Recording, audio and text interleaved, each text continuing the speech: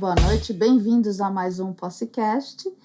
Aqui vamos fazer a nossa descrição. Eu sou Mila Posse, sou uma pessoa com nanismo, tenho cabelo loiro, cacheado na altura do ombro, sou branca, os olhos são claros, castanho claro, eu uso um óculos de armação verde, estou vestindo uma blusa roxa embaixo de um casaco cor-de-rosa.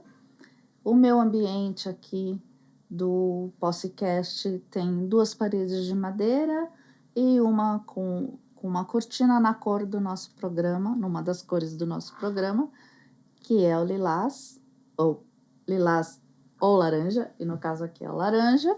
Aí atrás de mim nós temos um telão com o logo do programa, ladeado por 3 quadros da Marta Adriana Posse Cabral, que é minha irmã, que são 3 marinas. E aqui ao meu lado eu tenho 2 pessoas que vão falar de arte, que esse programa aqui é arte, cultura e entretenimento, principalmente, e eu amo.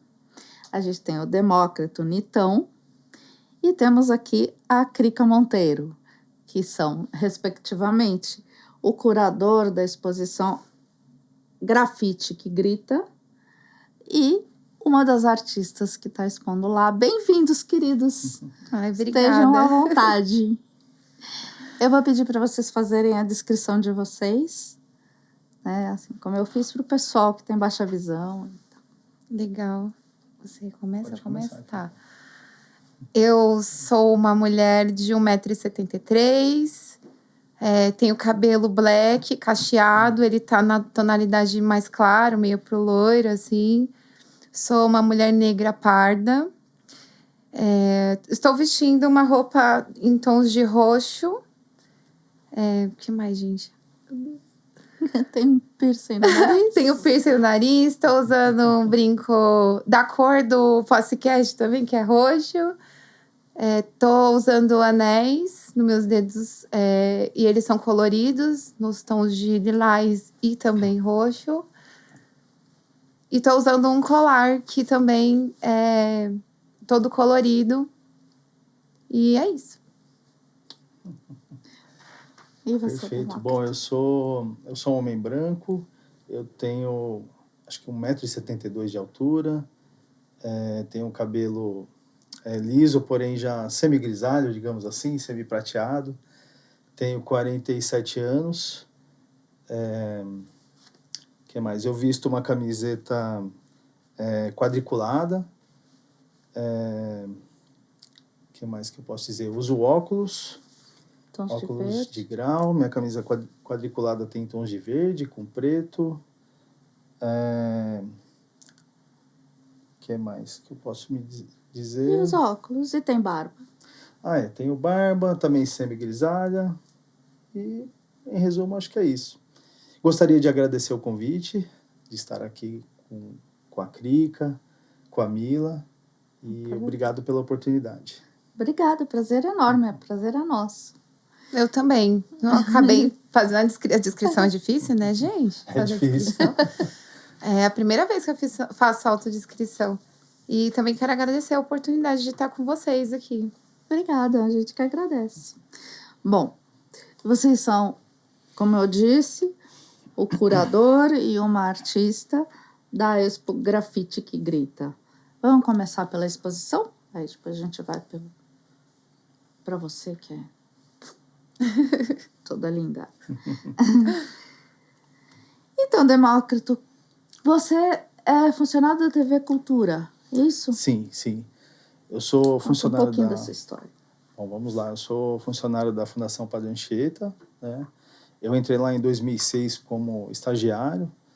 Então, antes de chegar lá, eu tive uma experiência em sala de aula, né? Cheguei a ser professor de uma escola de periferia lá em Santo André.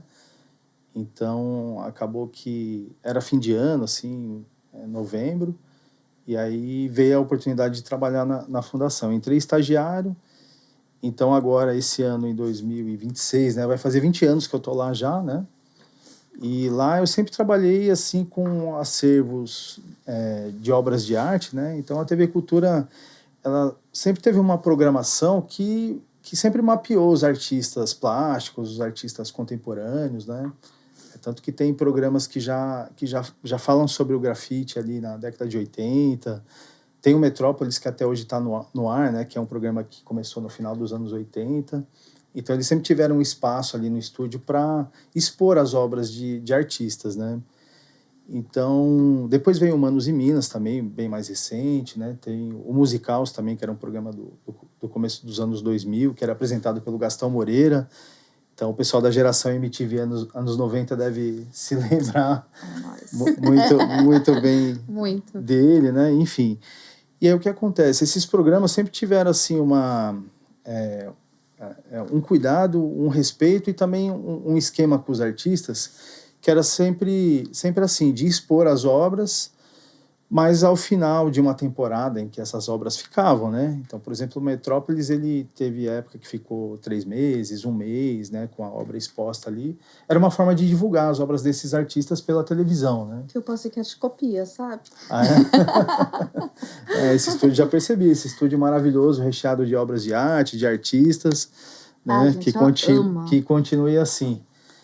E mais para frente, quem sabe a gente consiga fazer uma exposição lá no Solar Fábio Prado, né? Opa! Com as obras que estão aqui. Né? Minha irmã. Tudo começou assim lá na TV Anota. Cultura. Então, e aí isso gerou, assim, por parte também dos artistas, assim, uma vontade de doar essas obras para a TV, né? Então, ao longo dos anos, foi formando uma coleção de obras de arte, né? Que fica lá Que bacana. na Fundação Padre Anchieta, né? Então, tem um acervo, então. Tem um acervo e tem uma área que cuida lá, que é o SEDOC, né? Aí tem uma sub-área chamada Centro de Memória Audiovisual, que cuida da preservação desse acervo. Então, eles têm reserva técnica, tem uma equipe técnica, o pessoal trabalha com avental branco, com as luvinhas, sabe? Para fazer o manuseio adequado dessas obras, e sempre pensando na conservação mesmo, sabe? Então, eu trabalhei nesse departamento, né, até 2020, até o final de 2021. Então, em 2022, eu fui transferido para o Solar Fábio Prado, e lá eu atuo também como museólogo, como curador, né, mas bem específico ali. E agora, com essa exposição que foi inaugurada no dia 25 de janeiro, né, a exposição do Grafite, a Arte que Grita Cultura, a gente conseguiu fazer uma pesquisa, uma seleção, né, e um trabalho ali conceitual para trazer essas obras para o Solar Fábio Prado e montar uma exposição, né? Então foi uma iniciativa que partiu do nosso diretor, o Jorge Damião, né, e ele também é o curador geral da exposição, e foi um trabalho assim com a nossa equipe técnica, né, que foi um trabalho assim em conjunto, né? Então a equipe lá é pequena, mas é uma equipe muito, como eu posso dizer assim, muito guerreira, assim, sabe, muito engajada, né, com os projetos do espaço. E foi ali que a gente pôde selecionar essas obras e criar ali uma narrativa, né? Então, tem vários artistas ali que passaram pela TV. Então, a exposição surgiu a partir desse acervo, dessas obras que são usadas nos programas da cultura. Isso. Então, E aí, e tem aquela vinheta que eu achei super criativa, que são os artistas fazendo o logo da TV. Sim, perfeito. Isso também está na exposição. Exato, perfeito. Então, bom você já trazer esse tópico para essa parte do assunto, né? Então, recentemente foi criado um projeto, né? Um projeto para a realização de vinhetas, né? Que seriam veiculadas pela TV, né? Pela TV Cultura. Então, foram convidados alguns artistas, né? Para customizar a marca da TV, né? Então, essa marca foi, digamos assim, ela foi criada a partir de um material assim MDF, né? Então, como se fosse uma escultura.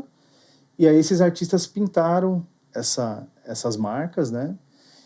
E customizaram, né? Então deram um toque artístico, né? Para essas vinhetas que primeiramente foram veiculadas com cada artista. Então teve, por exemplo, os Gêmeos, a Nina Pandolfo, a Maggie Magrela, né? Grafiteira também, né? Minha amiga. Amiga da Crica. Você tem uma vinheta sua, não? Não. Oxe. TV Cultura, tô aí, ó. Vamos mandar fazer Uma- um podcast no MDF só pra você Ai, brincar. Vamos fazer. Ia ser incrível. Vem, vou Mas- mandar lá pra você, você vai fazer o que você quiser, né? Mas tem um quadro belíssimo da Tem, Krika na sala 1. tem obra minha também. Eu quero ver muito, tô muito E- curiosa. Então, inclusive você está super convidada, né, a ir conhecer a Krika, né, já da casa, enfim.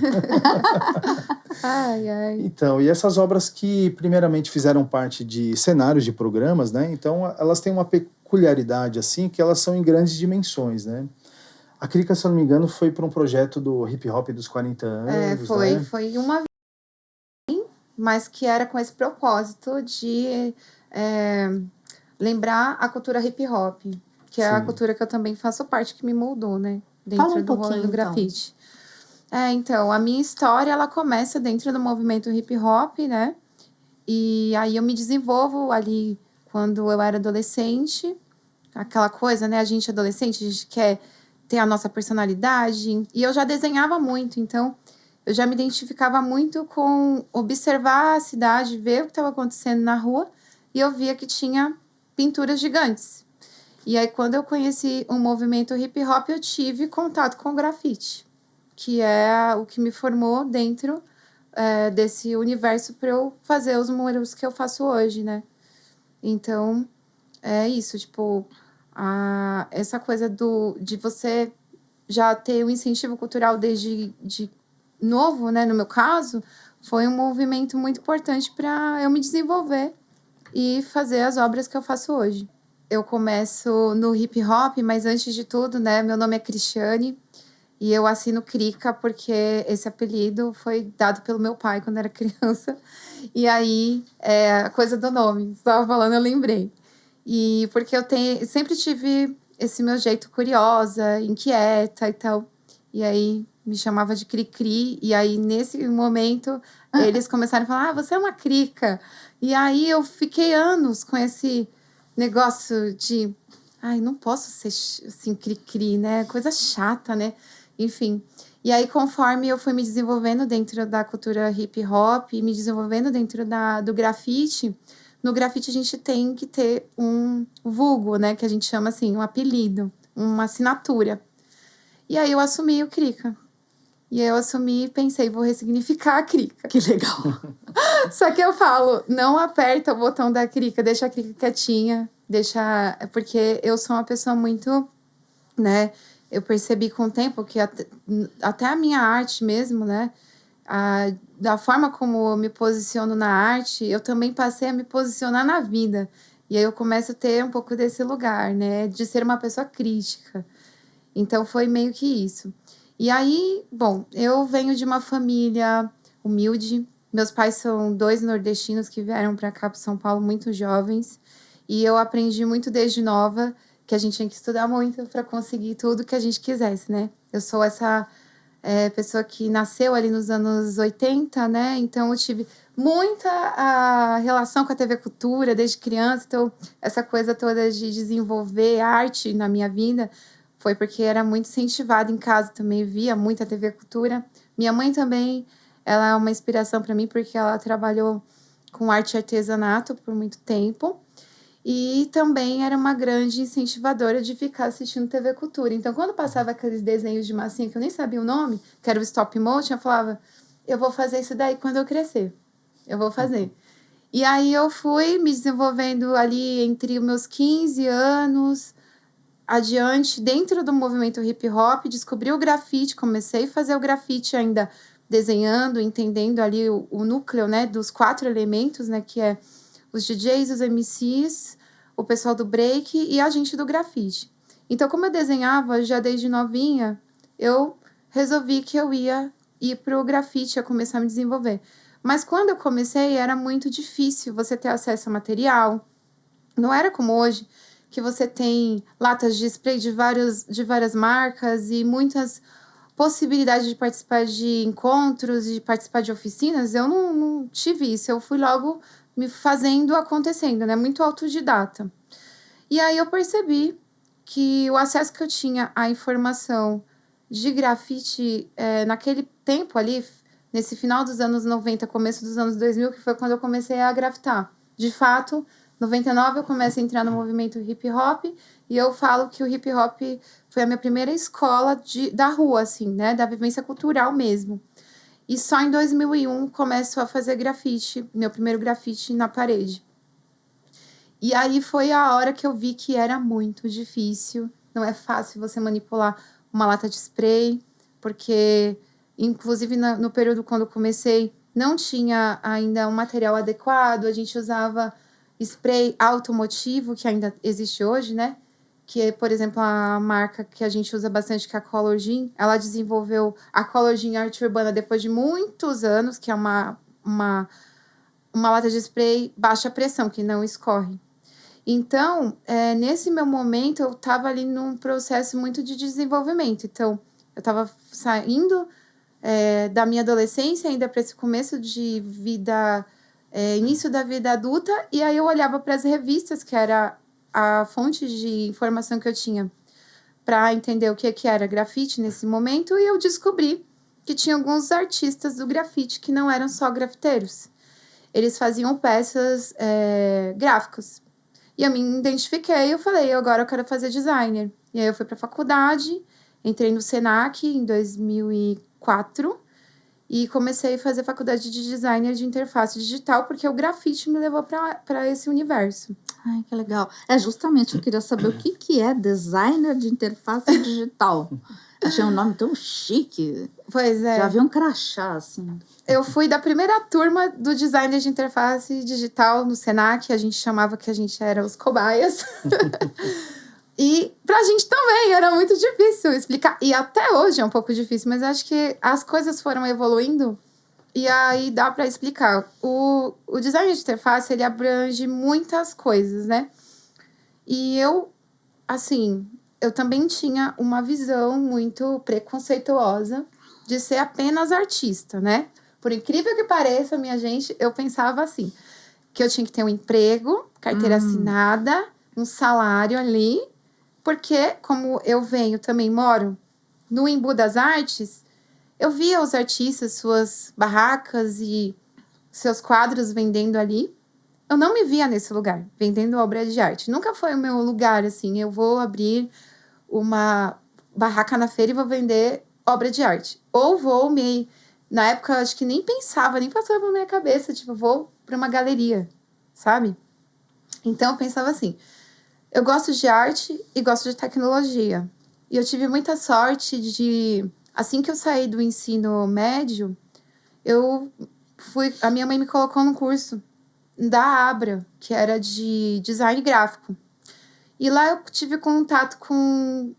O meu professor era dono de uma agência e ele me orientava. Ele falava assim, eu acho que você pode explorar arte e tecnologia. E eu sempre gostei de outras coisas, né? Do designer, essa coisa da parte do editorial. Eu gostava de ver produtos, sabe? Eu via as imagens, eu pensava assim, eu quero ser ilustradora.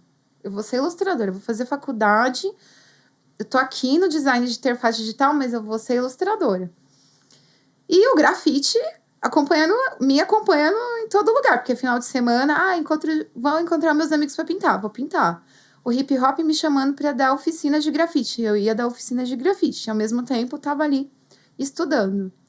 E eu não trabalhava nessa área. Não trabalhava. Eu tinha um emprego comum. Eu trabalhava no shopping, que eu vim desse lugar, né?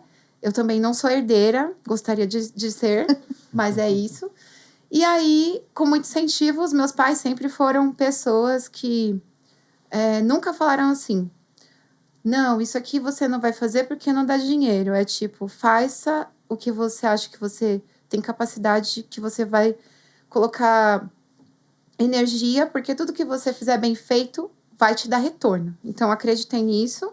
Que bom pensar assim. Eu acho que essa foi a maior lição que eu tive na minha base, na minha educação. Não só eu, meus irmãos também, né? É só você que é artista na sua família? Não, eu venho de uma família também de artistas, mas não só de artistas visuais. A parte do meu pai tem muito sanfoneiro, tem muita gente assim da música. Meu pai é piauiense, então assim, eu tenho uma... Você falou do seu nome, eu lembrei agora. Eu tenho assim, um carinho, um apreço muito grande com o Nordeste, né? Que meu pai é piauiense, minha mãe é baiana. E tem muito essa coisa, né? A minha mãe vem muito das artes visuais, desse lugar de fazer coisas manuais. E, por incrível que pareça, meu pai, ele foi ser pintor de prédio. Então, eu olhava para ele com as tintas ali. E aí, juntou tudo. Juntou um pouco do que a minha mãe fazia. Mas esse lugar de meu pai mexer com tinta, que é as tintas que eu uso na parede, né? E na minha família tem meu irmão, que é músico. E, assim, né, mais próximo a mim mesmo. E depois, na minha família inteira, tenho primos, tenho primo também que é artista, como eu, pinta muro, é tatuador. E também tem esse pessoal que é da música, assim. E aí vem daí também essa minha coisa toda de gostar muito da nossa arte brasileira, né? Então, eu gosto muito de perceber que no nosso próprio país a gente tem uma diversidade incrível, assim, de possibilidades artísticas. E é isso que eu também trago dentro do meu trabalho. Quando eu vou pintar, eu vou pensando muito nisso. Vou fazer uma pergunta provocativa para você. Hip hop não é um movimento estrangeiro, já que você está falando de arte brasileira? O hip hop brasileiro já tem uma cara própria? Tem. Já tem um jeito de você falar que isso aqui é Sempre coisa teve, nossa? desde o início. Sério? É, porque... Só a ideia do movimento que foi importada, de um movimento que une música, dança, artes dança. visuais. E a música, a dança e as artes visuais e a poesia hoje em dia que a gente fala que é o quinto elemento, que é Conhecimento? o conhecimento, isso. Que é o conhecimento. Acontece que assim, né? No final dos anos 70, ali, começo dos anos 80, ao mesmo tempo que acontecia esse movimento, né, lá nos Estados Unidos, no Bronx, onde também estava acontecendo um monte de coisa horrível, né? As pessoas não tinham acesso à cultura e arte, e os jovens resolveram se organizar, né? Os jovens de periferia, assim como a gente aqui. Foi uma reação contra a situação ruim que eles estavam vivendo, de pobreza, de violência, exatamente, de falta de acesso, e os caras colocaram a arte para... Isso, a expressão artística nasce daí, né? Dessa necessidade de se expressar. E se expressar na rua. Porque a rua é o lugar mais democrático que existe. As pessoas passam na rua, então você não precisa estar fechado em um determinado lugar. E a outra coisa também é que, se a gente fala de hip hop, mesmo sendo uma coisa que começa num país diferente do nosso, a gente tem muitas coisas parecidas, principalmente falando desse núcleo quando começa aqui em São Paulo, né? Que começa ali também nesse mesmo período. Que a gente vê vários nomes, né, do hip hop, que nem o Nelson Triunfo, ele é um homem que basicamente ele trouxe uma lenda viva dentro do movimento hip hop, que ele usou o centro de São Paulo para se expressar na rua, e ele também nem é paulistano, ele é do Nordeste. E a coisa da música, essa coisa de você ser afrontoso, né? De falar das suas mazelas lá nos Estados Unidos, aqui também a gente faz a mesma coisa. Só que a gente tem o quê? A gente tem um outro olhar, porque a gente tem a nossa cultura brasileira. E a nossa cultura brasileira, ela tem muitas camadas, ela tem muito mais riqueza de musicalidade, de personalidade também, né? Que eu vejo muitos artistas, né, falando sobre isso também. Então, por exemplo, dentro do rap, a gente mistura o samba. Então, no nosso país, a gente tem essa mistura de trazer cada vez mais o hip hop e para dentro do nosso país, não fora. A gente usa apenas tipo como uma referência. Tem muita coisa estética lá no início, era muito forte. Por exemplo, as letras de grafite, né? A coisa de se apossar dos lugares e tudo mais. Conforme o tempo foi passando, o movimento foi crescendo e foi saindo daqui de São Paulo e indo para todos os cantos do nosso país. Então, se a gente for pensar numa cultura, né, tão grande que o nosso país é continental, o hip hop ele é muito diverso. E eu já tive a oportunidade de viajar bastante pelo país, vendo os meus colegas dentro do grafite, gente que faz trabalhos assim, que conta a história mesmo da sua região, sabe? Isso é lindo de ver. Que legal, então já tem uma cara. Tem uma cara. A gente teve aqui, e eu tô esperando voltar, viu, meu querido? Quero que você fique muito bem para você voltar aqui. O Mano G, que é um querido, maravilhoso, um rapper. E aí ele faz um pouco dessa mistura. Ele fez parceria já com o Caju e Castanha, por exemplo. E ficou muito bonita a música. E agora ele tem uma parceria falando de indígena, da cultura indígena. Muito legal, uma música bonita. Deixa eu ver se eu encontro aqui o nome. Terra Brasil, alguma coisa, nem... Cadê? Tá aqui. Eu não anotei o nome da música, mas é linda.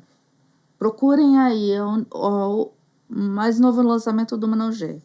Desculpa, fiz essa inserção aqui. Mas é isso, de incluir, né, a arte natural da terra com o movimento importado. Acho muito legal, acho muito importante isso. Pra gente criar uma identidade, né? É isso. O grafite no Brasil e o movimento hip hop, ele é estudado por outros países. Que legal, sabia disso.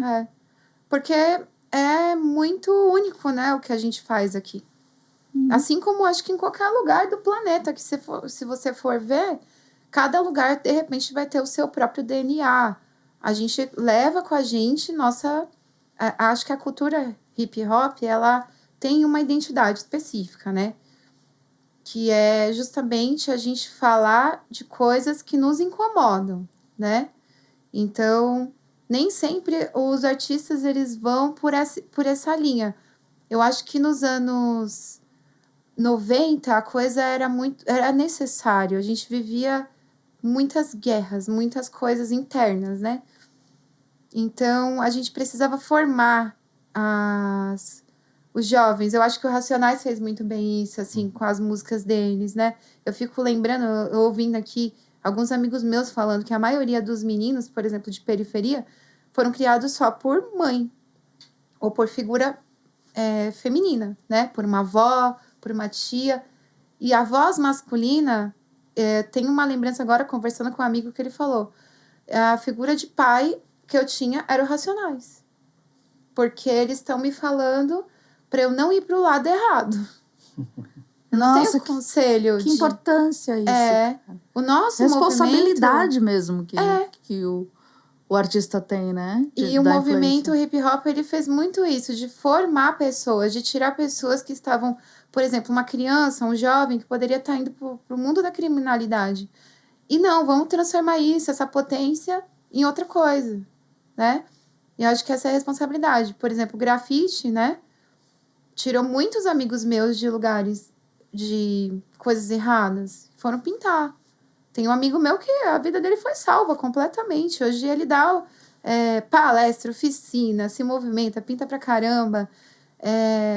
Grande articulador. E ele fala, se não fosse o grafite, o movimento hip hop, talvez eu não estaria aqui. É transformador, né? É transformador. E aí a gente encontra iniciativas como essa exposição. Sim. Né? Sim, que eu achei sim. bem legal. Inclusive, a gente tem uma das salas expositivas que é em homenagem ao hip hop, né? Que o nome da sala é Hip Hop é Compromisso. Então, tem um conjunto de obras que tem uma espécie de manifesto, né? Como a Krika estava falando, de ter esse engajamento, né? Essa responsabilidade social, né? E esse incômodo, né? Que eu acho que foi a palavra que a Krika utilizou, que eu acho que ela resume bem. Então, de alguma forma, aquelas imagens traz algum tipo de incômodo, sabe? Ou por uma questão ali da realidade local do artista, ou até por uma reflexão maior, assim, sabe? Sobre a realidade do país. E tem uma homenagem lá também, que é a um cantor, que é o Sabotage, né?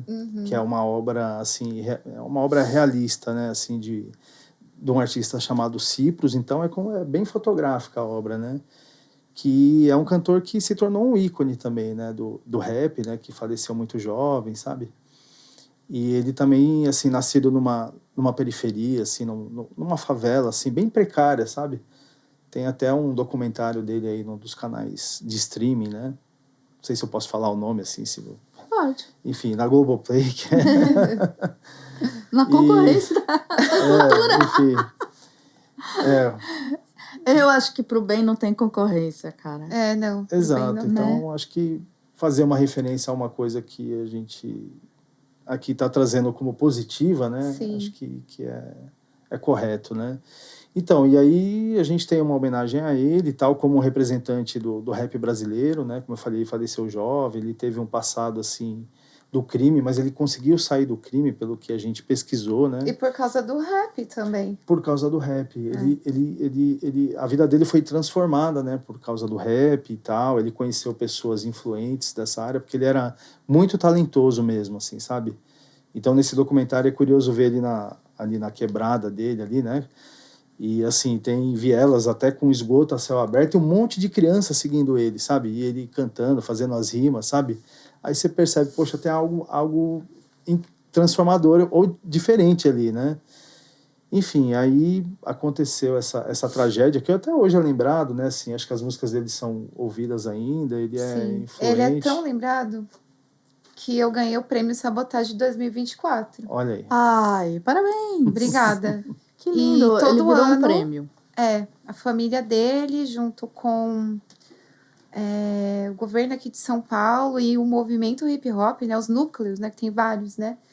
Que são interligados, todo mundo que faz parte desses núcleos resolveu fazer uma premiação em homenagem ao hip hop também e os 4 principais elementos. Então, é o grafite, o break, os DJs e os MCs que ganham essa premiação, né? Todo ano acontece. E o Sabotagem, ele ficou eternizado também nessa premiação, né? Que tem o nome dele. Então, é fundamental aí a exposição na cidade. Vocês usam a rua como suporte e a parte social, né? Isso, sem essas duas coisas, eu acho que não existe um movimento, é isso. É isso. O movimento, ele existe justamente para... E a arte é o que une tudo. A arte em todos os sentidos, né? Uhum. As artes. É justamente o movimento, ele serve para incluir, né? Até porque a crítica com relação ao grafite, por exemplo, o grafite, ele existe porque ele vem de uma necessidade de você se expressar onde você quiser.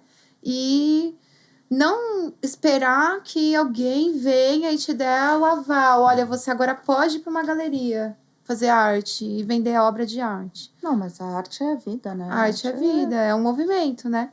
Então, vem desse lugar também, de você poder se expressar e também ajudar as pessoas, né? A ter um olhar de você poder fazer outras coisas. Porque se você parar para pensar nesse contexto que eu acabei de falar aqui, o movimento hip hop, ele vem com essa coisa de fazer todo esse rolê mais social.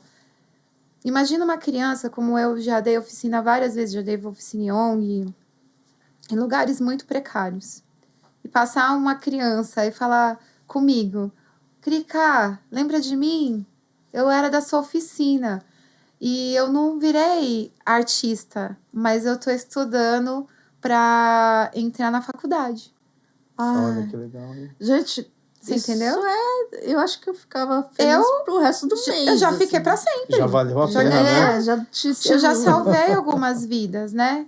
Então, a gente tem esse poder de você, imagina, você dá uma oficina num lugar que você não tem tanto acesso.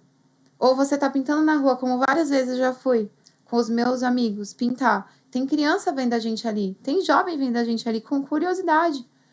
Porque quando eles veem a gente com uma lata de spray na mão, é mágico. Como é que faz isso? Eu quero saber. Então, de repente, é a oportunidade de eles fazerem algo parecido com o que a gente faz ou ir para um caminho melhor, é o que a gente está fazendo. A gente está ajudando a melhorar, sabe? É tão impactante isso, que um dia eu tô lembrando que eu tava passando de carro e assim, raramente em velocidade em São Paulo, imagina. Mas eu tava andando, eu não tava Ele tava parada. fluindo. Eu consegui abrir o vidro do carro e dar um grito para um cara que tava fazendo uma pintura. Tá ficando lindo! E aí passou no carro e ele... Eu só escutei o grito dele vindo assim depois. Tipo, foi uma alegria para mim ver a arte dele. Aí eu não resisti, dei um grito e aí ele respondeu. Quer dizer, isso já mudou a vida dos dois, né? Com Imagina certeza. o cara que para e conversa com o outro que tá pintando. É. O tanto de história que rola. Foi um episódio muito engraçado. E até hoje, onde eu passo, ainda tem um pedaço da pintura dele. Eu morro de rir. E eu tenho certeza que ele também deve lembrar disso. Mas é legal, Que a gente maluca, é super grita. Não, gritão todo mundo assim. grita a gente na rua, quem gosta. A gente também grita, é legal essa reciprocidade. E uma coisa, né, que eu até falar, você falou uma coisa, mudou minha vida, a arte, olha, teve a cultura, a gente tá junto agora, Pois tipo, é uma coisa que nunca imaginei que iria acontecer de tão, assim, na minha vida foi transformada completamente por causa disso. Que legal. Muito legal. Aí eu tô lembrando de você que você conversava com o Garibaldo. É isso? Ah, sim, porque como eu trabalhei... Ele é amigão do Garibaldo, gente. Como eu trabalhei lá na cultura, assim, antes de ser transferido para o Solar, né? Então lá uma parte do acervo que a gente cuidava, né? Era da programação infantil, né? Então a gente tinha esse boneco do Garibaldo, que era dos anos 70, quando a TV era preta e branca. Vixe, Ele era azul porque o Garibaldo hoje para as novas gerações é o pássaro, né? O Big Bird amarelo, né? Mas o que tinha lá era que azul. é o original, né? Azul, Nossa, eu fui enganada. Pois é, então. Então, mas tem... Nós somos da geração do Garibaldo azul. Pois é, mas... Pô, isso vale uma camiseta, meu. Sim, Você vale... me respeita que o meu Garibaldo é azul. É azul. Legal, aquelas Gente, frases... Público menos 30 que não conhece, pesquisa aí Garibaldo, Vila Sésamo, que foi um pilar na infância de muita gente. A gente é legal hoje porque assistia isso. Boa. E aí? Concordo. Então, e aí a explicação técnica, né, pelo fato dele ser azul é porque na época que a TV Cultura conseguiu lá os direitos, né, de produzir aqui. Tu vira um pouquinho mais pra cá, pro pessoal ver seu rosto. Então, quando a TV Cultura, lá nos primórdios, né, no começo dos anos 70, ela tinha acabado de ser inaugurada, né? Então, a TV aqui no Brasil ainda era preta e branca, né? Então, na época, os cenógrafos lá, a direção de arte, tiveram que pensar as cores para serem transformadas em preto e branco, né? Para os telespectadores assistirem, né? E aí foi nessa que fizeram os testes de cor e aí descobriram que o azul, ou os tons de azul, né, das penas dele, eram que davam o melhor contraste ali, sabe? Profundidade e tal. E aí foi assim que ele foi feito, né? É porque ele é grandão e aí, se fosse claro, ia ficar uma massa clara. Exato. E Perfeito. a gente na televisão não ia entender, sabe? O Garibaldo, ele é tipo o dobro do personagem mais alto da série. Sim, ele era manipulado dessa forma aqui, ó, porque a cabeça dele e o bico eram manipulados por uma mão estendida, né, pro alto, e aí o ator, né, que era o Laerte Morrone, né, ele via por entre as penas do peito, né, o olhar. Nossa. Então um braço ele era natural e o outro era um braço morto, né, porque ele fazia toda aqui a manipulação da cabeça com uma mão, né. E assim, ele pulava, corria, andava de skate, diz que era um fenômeno, trabalhando dessa forma, imagina. Meu Deus. Nos anos 70, né, com aquele monte de pelo. Não era nascido. Meu, mas esses bonecos De são penas, né, fantásticos. desculpa. A gente acredita. Você Sim. já teve junto de um boneco? Uma vez Já. eu fui e tinha um boneco fazendo uma gravação. E quando eu vi, eu tava totalmente absorta. Eu vendo o ator aqui do lado, mexendo no boneco, e eu deixei... Depois que eu me toquei, eu pedi desculpa pro ator. Ele falou, não, eu também Eu também acho que eu sou boneca. É muito louco. Acontece uma mágica, é muito Sim, lindo. sim, tem uma coisa lúdica, tem uma hipnose, né? As crianças ficam O boneco toma vidradas, vida. né? Eu já era adulta, era desse tamanho assim, mas eu já... Que legal. E aí, hoje o Garibaldo mora lá no acervo. Enfim, exato. Aí ele fica na TV Cultura, né? Ele tem uma casinha especial para ele logo na entrada ali do prédio administrativo, né? Que ele fica ali em exposição, né? Por ser um ícone da TV, né? E o Vila Sésamo virou uma espécie de paradigma para todos os programas da TV Cultura que vieram depois, sabe? Porque ele tinha essa coisa da interação dos humanos com os bonecos.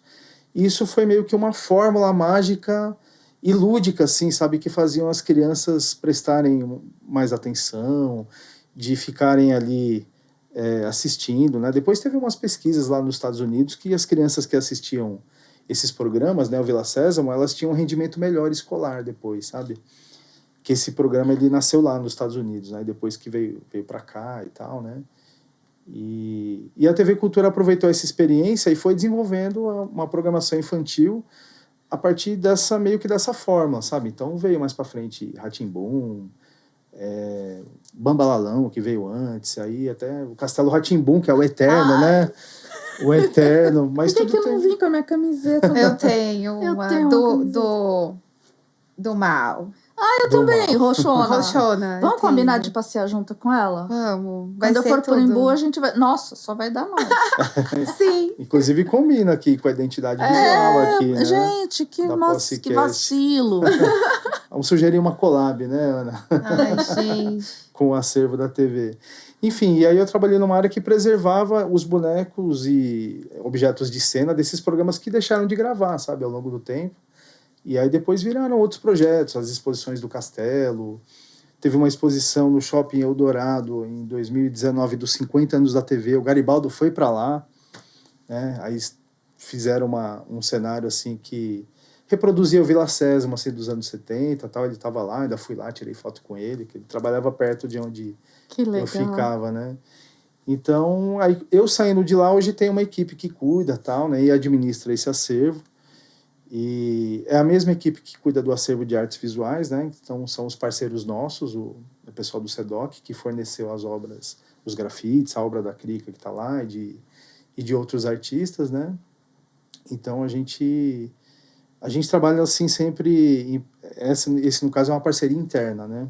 Uhum. Tem as parcerias internas também, que para essa exposição do grafite, a gente contou com a Simone Cis, né? A Crica com certeza conhece, Nossa, né? minha amiga.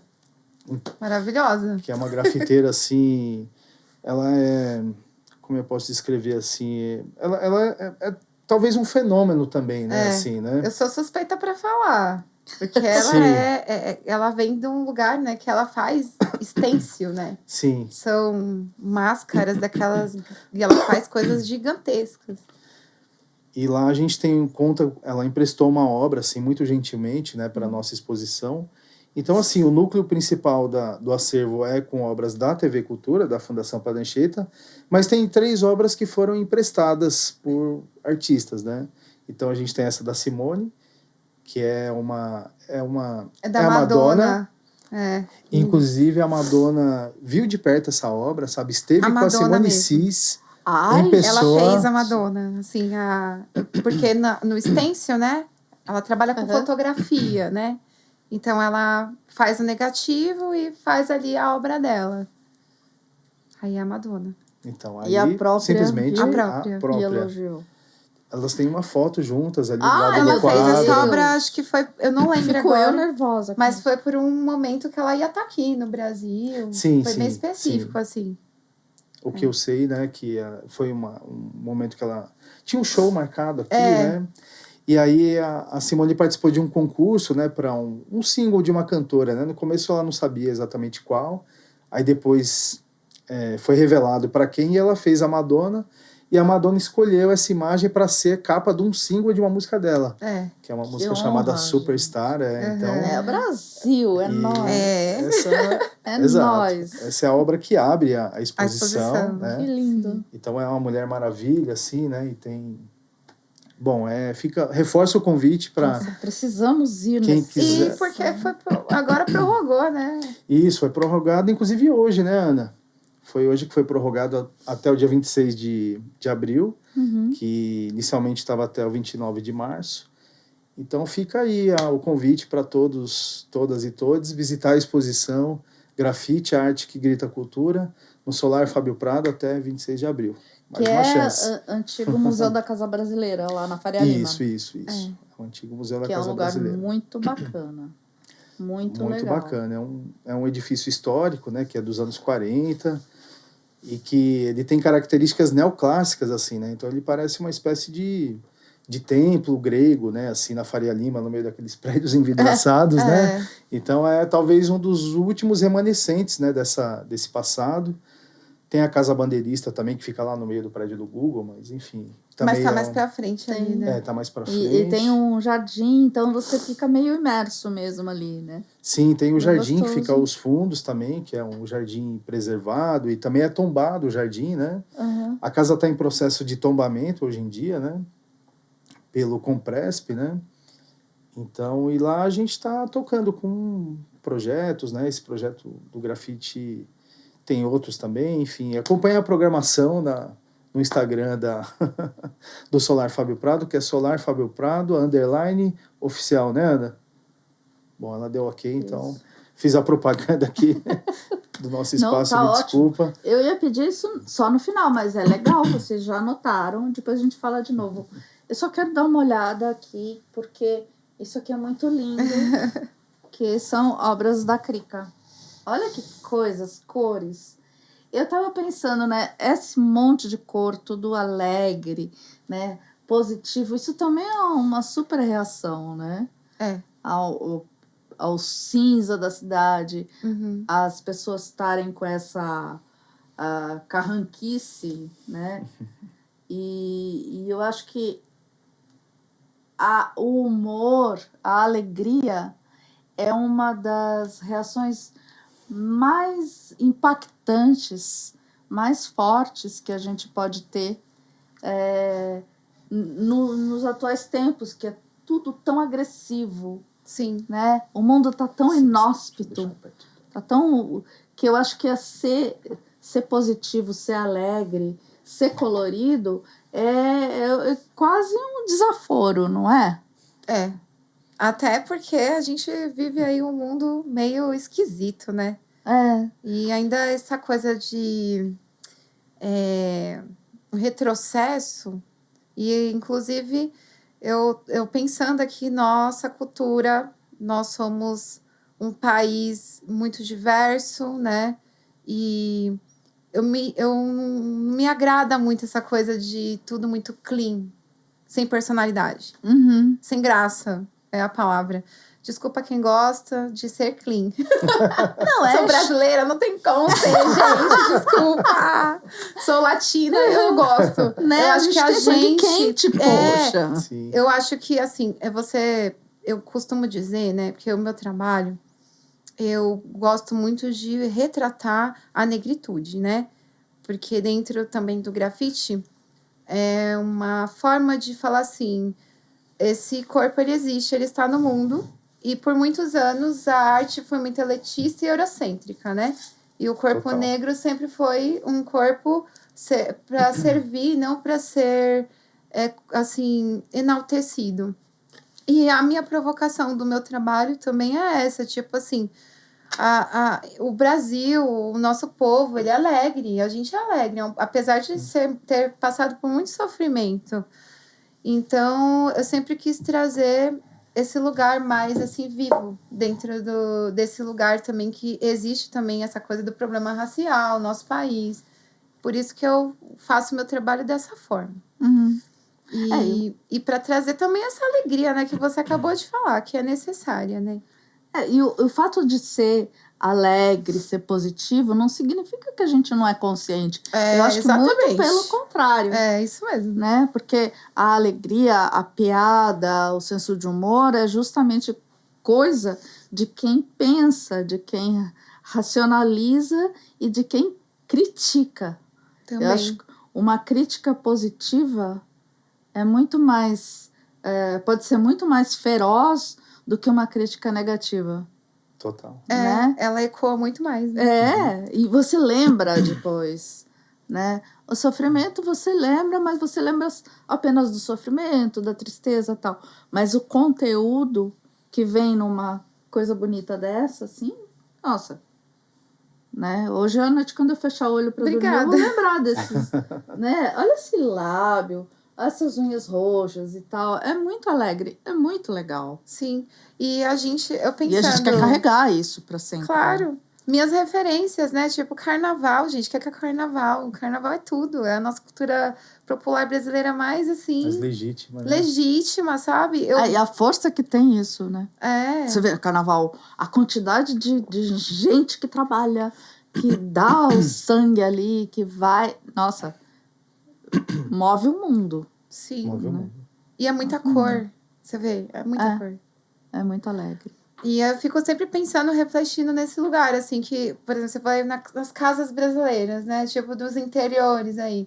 Você vai ver a casa de vovó, a casa de várias pessoas, assim, tem um monte de quadro. Ninguém tá pensando muito, tipo, ai, como é que eu vou botar isso aqui? Vai ficar assim, essa... Não, vou tá botar torto, aqui. Se não tá, se tá Aí alinhado. coloca alguma parede azul no fundo, entendeu? Aí tem as peças de... crochê. Peça de crochê, né? Fora essa coisa toda, né? De coisas à mão. Tem as... Ai, meu Deus, as lajotas? Acho que é Azulejos. isso. Os azulejos também, super diferenciado, assim. Eu fico sempre percebendo essas coisas. Os caquinhos, né? O chão de caquinho. Caquinho.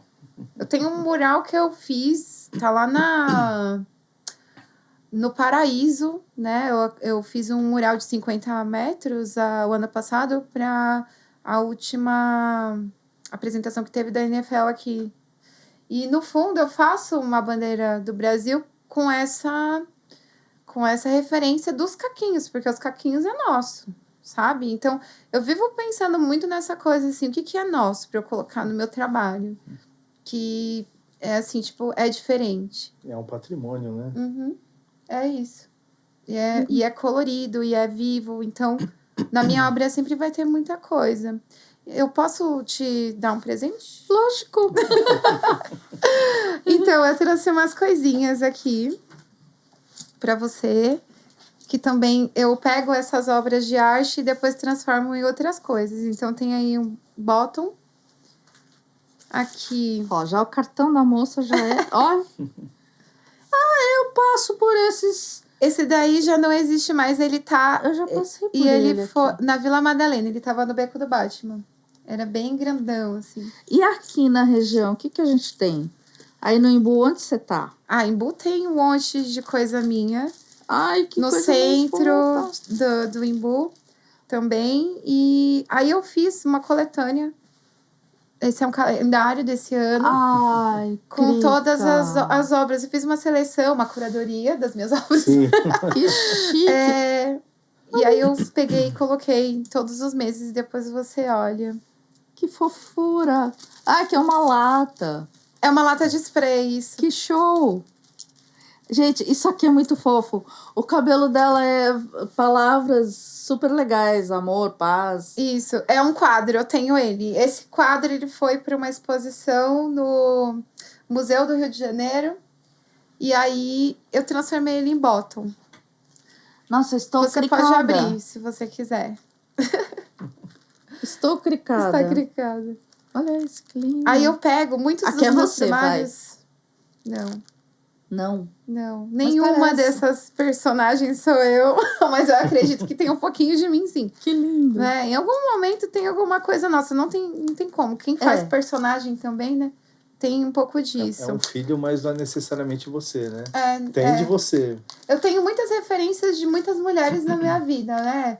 Eu uma vez estava vendo uma arte que eu fiz, essa mesma do Tucano, ela lembra a minha mãe quando ela era mais jovem. Eu falei, nossa, mãe, Olha parece só. você, olha isso. Que legal. E eu fui ver isso depois. Às vezes eu me inspiro muito em muitas mulheres negras que elas têm perfis, assim, né? Sempre sorrindo, sempre a coisa do olhar. Eu gosto muito do olhar, assim, de trabalhar isso. além do perfil. Esse do coração é bem legal de contar. Em 2020, lá na época da pandemia, a gente foi convidado, eu e outros artistas, vários artistas, para fazer um coração em MDF, grandão assim, desse tamanho assim.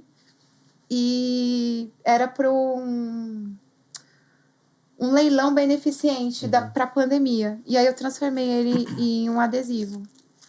Porque eu falei, esse eu vou dar para todo mundo, porque é um coração que a personagem, ela tá com as mãozinhas assim, né?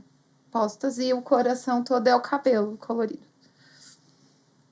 Tudo isso, Super os lindo. adesivos também são artes que eu já fiz e que já são grafites reais, assim, estão lá no mundo, mas aí eu transformei no digital e coloquei nos adesivos. Show, maravilhoso. Obrigada. Muito legal. Obrigada. Estou clicada.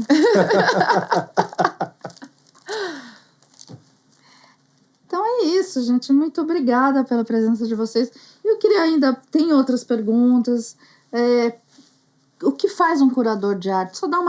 Tenta dar uma resumida básica para a gente conhecer essa profissão tão legal. O curador, ele faz... Acho que primeiramente ele faz pesquisa, né?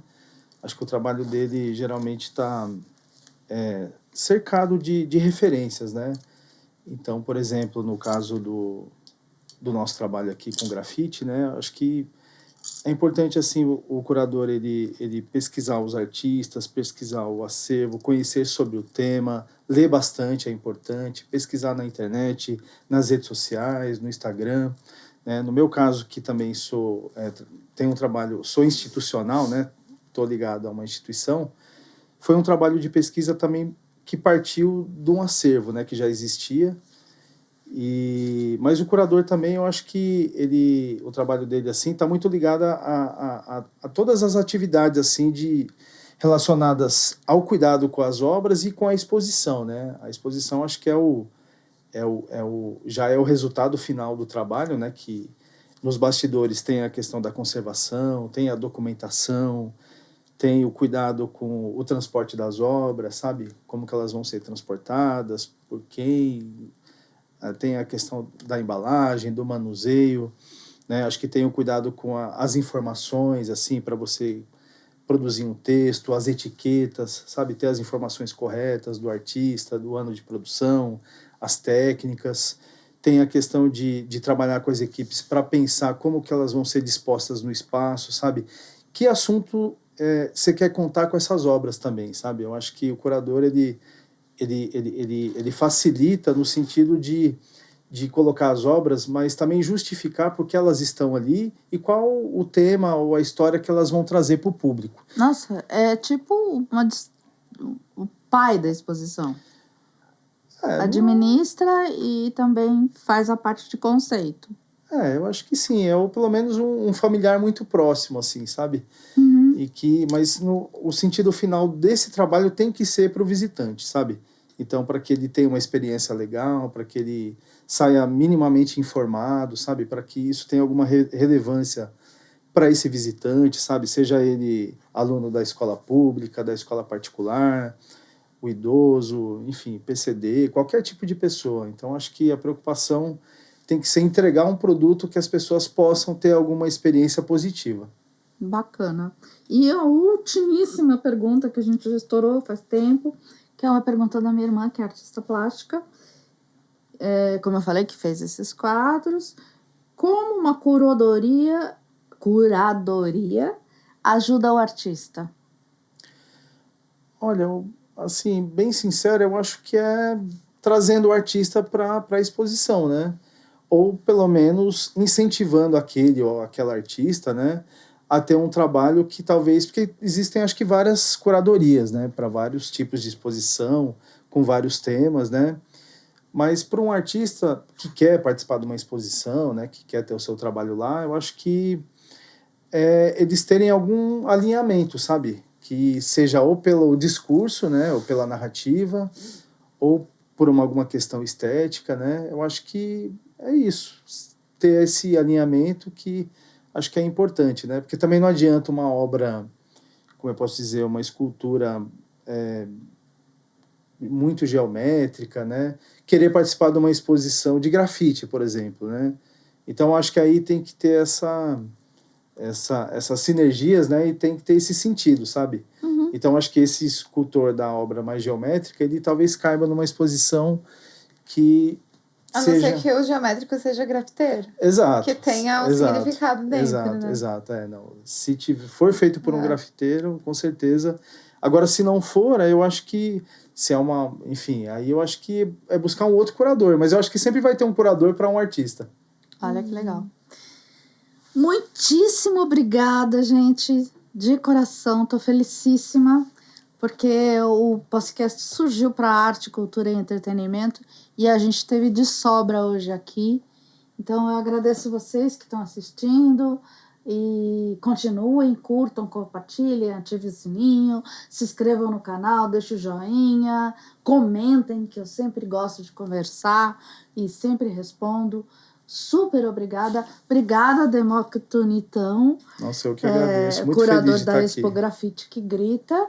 E obrigada, Krika Monteiro, a artista que participa dessa exposição tão linda e tão importante. Ai, muito obrigada também pelo convite de estar aqui, viu? Apareçam sempre. Estamos Obrigado, aqui para isso. Só convidar. Muito obrigada, gente. Até a próxima sexta-feira.